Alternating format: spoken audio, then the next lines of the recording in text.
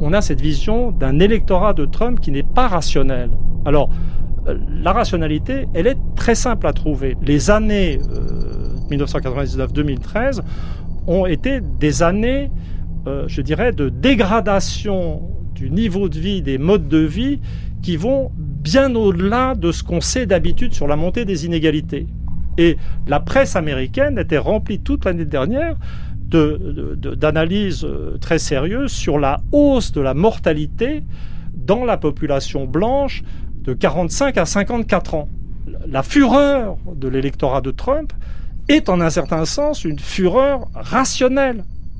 Je rappelle que Donald Trump, en 2016, n'est élu que grâce à 110 000 voix qui sont réparties essentiellement sur 3 États, le Michigan, la Pennsylvanie et le Wisconsin, qui sont historiquement depuis plus de 20 ans des États démocrates. Et grâce aux voix de l'électorat plus col bleu, populaire, ouvrier, Donald Trump a chippé ses voix aux démocrates et a réussi à se faire élire à la Maison-Blanche. Donc il lui faut cristalliser, je dirais, cet électorat, le conserver avec sa tête branchée sur les questions de nationalisme économique qui sont aujourd'hui, qui sont devenues la chasse gardée du Parti républicain, pendant que le Parti démocrate s'égosille sur des questions raciales qui vont concerner un électorat qui est d'ores et déjà acquis pour le Parti démocrate. Donc il y a une vraie stratégie, effectivement, d'électoralisme derrière toutes les prises de position qui d'apparence sont très folles de Donald Trump.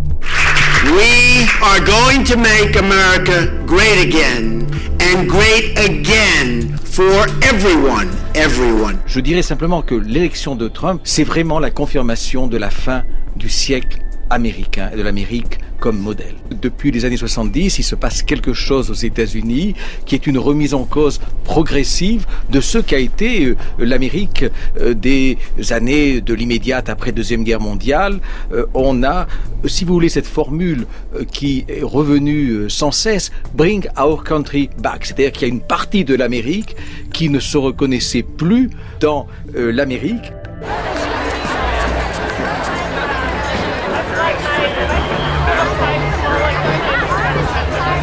Il est certain que la mobilisation et les mouvements sociaux dans leur ensemble vont être la principale forme de résistance, puisqu'on voit que les institutions dont on pensait qu'elles seraient un système de digue face aux éventuels dommages que pourrait causer Donald Trump sur les principes démocratiques américains sont finalement assez fragiles. Il faut donc compter, en particulier aux États-Unis, qui est un pays qui a assez peu de corps intermédiaires et dont l'identification partisane est un petit peu compliquée. Il faut compter sur les mouvements sociaux. Et donc les femmes ont lancé ce mouvement donc pour le 21 janvier.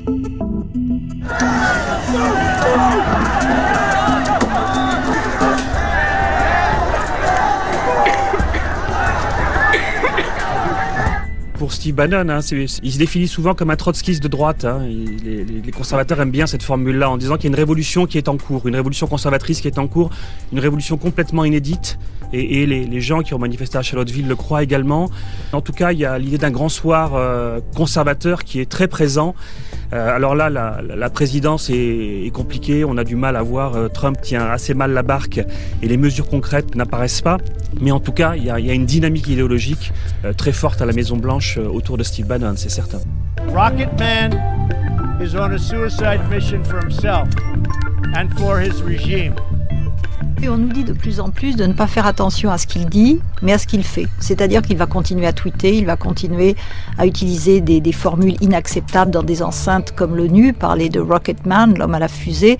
Ça ne fait pas beaucoup avancer les choses. Mais le principe de réalité, surtout en politique étrangère, prend le pas. C'est-à-dire qu'il avait beaucoup critiqué l'OTAN, puis finalement, il s'est rendu compte que l'OTAN, c'était un petit peu utile. Il a terriblement critiqué l'ONU, et la semaine dernière, au discours à l'Assemblée générale de l'ONU, il a quand même vanté les valeurs de l'ONU. Il a dit oui, mais enfin, bon, cette institution a du potentiel. Je pense que c'est un peu comme avoir une maison pleine de termites. Au bout d'un jour, on ne va pas s'apercevoir que quelque chose a changé, et peut-être même pas au bout d'une semaine, mais au bout d'un mois, le toit commence à s'effondrer, et un an plus tard, on n'a plus de maison.